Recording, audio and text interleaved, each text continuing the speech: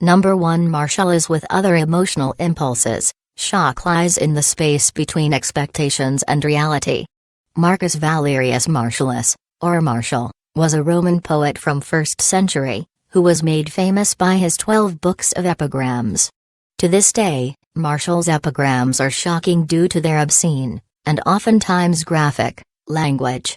If nothing else, their vulgarity sheds light on the type of work published at the time. Epigrams 79 and 80 of Book 3 convey vulgarity in a distinct structure. In these epigrams, insults are initially targeted at the subject's character and are then redirected by insulting subject's sexual shortcomings. In Epigram 79, Martial begins by declaring, "Sertorius finishes nothing, and starts everything. When he fornicates, I don't suppose he completes."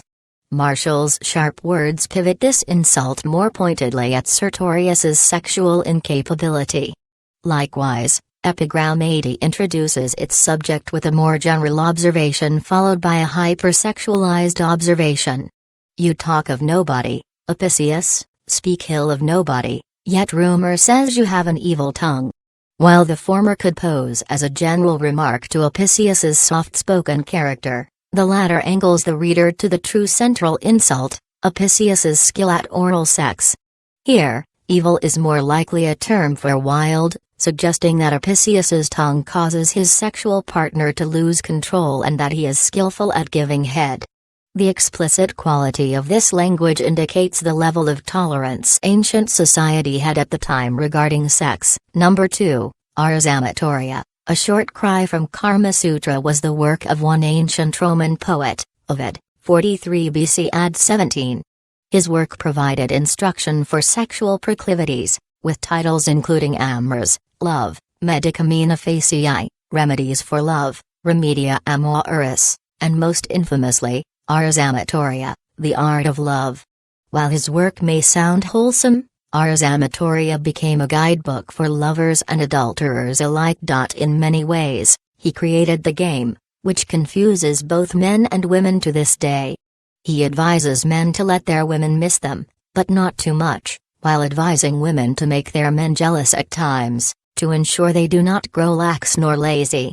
In the bedroom, Ovid details what form women should take, to not only maximize pleasure for themselves, but also to make it most pleasurable to the man's gaze. In one sense, he moved away from the notion of women as possession, as they were equal players in the game of love, while on the other hand, reinforcing manipulative tactics to keep one's lover constantly on their toes. Though his language never broke into vulgarity, it was quite explicit in its detail, and in a matter of poor timing, resulted in his exile by Augustus, who was still coping with the news of his daughter's copulations. Number 3, using sex for world peace. Aristophanes, considered one of the most famous comic playwrights of ancient Greece, was known for his poignant commentary of the social and political landscapes of Athens during the late 5th and early 4th centuries BC.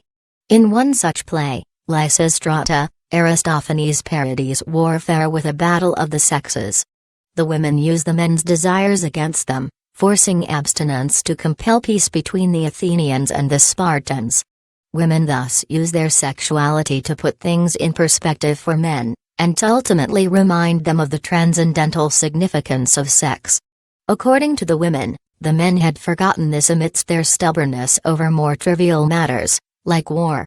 In the end, peace appears to the men as a young, naked woman to remind the men of their sexual desires to plow a few furrows and work a few loads of fertilizer in. The men, in turn, realize the importance of sex to their society enough that they put war behind them. Number 4, they threw some serious shade. Hinax of Ephesus was a highly controversial iambic poet, even for ancient Greece. Where he excelled were his insults, which were raunchy and lewd and often satirical of the high, dignified, language of his targets. In fact, as the story goes, he was so skillful at insults, they drove one victim to suicide. Hinax was apparently after the daughter of Bupalus, but Hinax's deformed looks ultimately led to his rejection. In jest, Bupalus made a statue of Hinax so ugly that Hinax retaliated with accusations of Bupalus having an incestuous relationship with his mother, Bupalus, the mother with Arete. Fooling with these words the Erythreans preparing to draw back his damnable foreskin. Other notable shade interpreted in Hinax's work includes the dissection of Bupalus's name, Phallus, meaning quite literally ox phallus, and the ever-charming interprandial pooper, meaning a person who must get up during the middle of a meal to defecate. Number 5, before Viagra, there was Priapus. The Greeks had a very firm relationship with the phallus, more an obsession, really. In particular was Priapus, the Greek god equivalent to Dionysus, known for his extremely long and permanently erect penis. If you think you recognize the term, it's because Priapus inspired the medical term Priapism. And even if Priapus didn't play too well with the other gods, he was revered on earth. The Priapia contains a collection of 95 poems dedicated to the sexually driven vulgarity of Priapus. With this gift of dirty pictures from the tract of Elephantis, Lila asks if the horny deity could help her do it just like in the illustrations. The law which, as they say, Priapus coined for boys appear immediately subjoined. Come pluck my garden's contents without blame, if in your garden I can do the same. Number 6, Fun at the Carnival. According to Mikhail Bakhtin, a scholar of literary theory and philosophy, the carnival of ancient literature was a free-for-all, where people would throw class division, respect, and sensitivity out the window. There was no saying no, and certainly no saying too much. Carnival was pure id. Suspend reality and imagine a scene of extravagance, with banquets of food and wine, laughter, and sex. At Carnival, everyone was equal, and even degrading remarks inspired a regenerative energy, though that may be in part due to the number of drugs and intoxicants they used to strip inhibitions. Arthur Edward Waite in his book A New Encyclopedia of Freemasonry says, the festivals were orgies of wine and sex, there was every kind of drunkenness and every aberration of sex, the one leading up to the other. Over all reigned the phallus. These carnival rituals date back to as early as the 5th century BC and were held during the spring equinox. It should come as no surprise that these festivals, called the Dionysian Mysteries, were dedicated to Dionysus, the Greek god of all your earthly desires and the enabler of all your poor decision-making.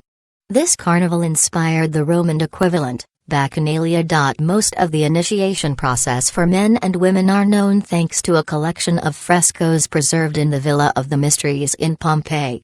And, in all fairness, it is a bit reminiscent of what one might expect in Greek life initiation today. The mural's a declaration of initiation at the feet of the priestess, followed by a descent into the underworld, katabasis, before returning anew. Aristophanes, in his play The Frogs, assumes the origin of this ritual with descent of Dionysus into Hades. Number 7, Fruitful Contest of the Sexes. Kenneth Reckford, an expert of the classics, analyzed Aristophanes' work in a series of essays entitled Aristophanes' Old and New Comedy. One essay, Irologia, addresses the season ritual of thesmophoria in ancient Greece. Only married Athenian women participated in this ritual, which aimed to promote fertility. In preparation, women would abstain from intercourse and oftentimes bathe as an act of purification. During this 3-day affair, women would perform various acts of fertility magic. In addition, they would share lewd jokes and tales of their indecencies, and play with toys replicating both the male and female genitals.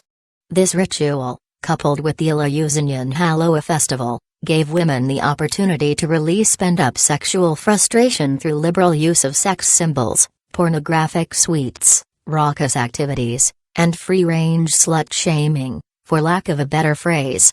During Halloween, according to Reckford, Greek women could say the most ugly and shameful things to one another, shooting insults at each other regarding sexuality and vulgarity, while proclaiming their own indiscretions. Number 8, the wife-sharing economy. The Etruscan civilization was assimilated into the Roman Republic during the 4th century BC.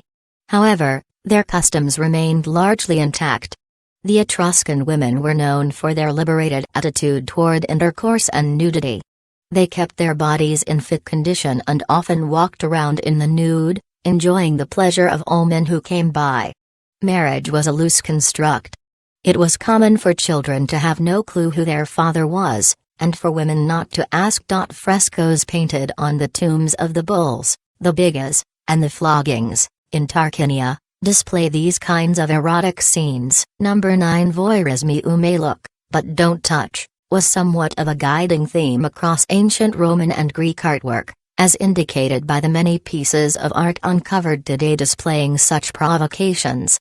One could discover this for themselves at the Gabinetto Segreto in the National Archaeological Museum of Naples. This secret cabinet houses a collection of erotic artwork from ancient Rome. One such wall painting from, unsurprisingly, Pompeii, displays this voyeurism with a man and a woman having intercourse in front of their attendant, who is visible in the background. In ancient Greece, there exists a body of art dedicated to Maenads, the feverous female followers of Dionysus, the Greek god of wine, ritual madness, religious euphoria, and theater. Artworks surrounding these women were highly explicit, and the sexual acts represented by the artwork displayed the figures as objects to be observed. This idea of voyeurism in erotic art was twofold, where a voyeur existed within the artwork, as was the case in one Hydria painting sleeping Maenad and satyrs, as well as external to the artwork, where the onlooker, or innocent bystander, also became a voyeur. Number 10. Phallic bricks of Pompeii. We all know the legend surrounding Pompeii. The original city of sin's people basked in a perpetual heat of promiscuity said to have inspired the gods' rage with the eruption of Mount Vesuvius in AD 79. Since excavation of its near-perfectly preserved remains began in the 18th century, archaeologists have discovered a great deal regarding Pompeii's sexual identity. Pompeii's economy thrived on more than 40 brothels, the most famous of which was named Liupana Grande, translated today as Pleasure House. The rooms in these brothels were often cramped and dim, with a small straw mattress positioned beneath a piece of pornographic artwork hung on the wall. Despite their appearances, it would be misleading to classify these brothels as the seedy underbelly of Pompeii's economy. Rather, they existed on a highly public and unashamed platform, alongside the forum and communal bathhouses, both of which were important sites of a larger, public, sex system. Visit the ruins of Pompeii today, and you will no doubt see the phallic bricks of Pompeii pointing the way to the nearest pleasure house with an erect phallus engraved into its stone. And if those weren't clear enough markers, erect phalluses were often positioned above the doors of brothels and private residences as tidings of good luck. Please subscribe my channel. Thank for watching.